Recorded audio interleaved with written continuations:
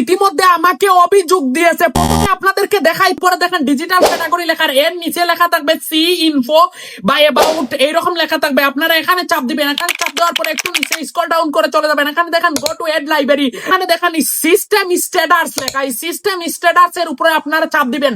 যদি দেখেন add library green চিহ্ন আছে, এড লাইব্রেরি রিপোর্ট গ্রিন চিহ্ন আছে, এড লাইব্রেরি এপিআই গ্রিন চিহ্ন আছে, নিচেরটা গ্রিন চিহ্ন আছে, তাহলে বুঝবেন ঠিক আছে অভিযোগের সত্য কিনা। আমি আবারও তদন্ত করে আপনাদেরকে দেখাচ্ছি। আপনারা একটু বেঁকে চলে আসবেন, এখান থেকে বেঁকে চলে আসবেন। আপনাদের এখানে কাজ শেষ, একটু নিচে চলে যাবেন, একটু নিচে চলে যাবেন। এখানে দেখবেন আপনারা ফিল্টার লেখা, আপনাদের পেজ বা প্রোফাইলে ফিল্টারসে গিয়ে আপনারা গো টু এইটা টুডে করে দিবেন। পুশ বাই এটা এনিওয়ান করবেন না, এটা ইউ করবেন। ইউ পুশ বাই আপনার দ্বারা। পরে আমি বলতাছি প্রাইভেসি আপনারা অল পুশ করে দিবেন। টাগ পুশ এটা যদি আপনাদের অন থাকে অফ করে দিবেন।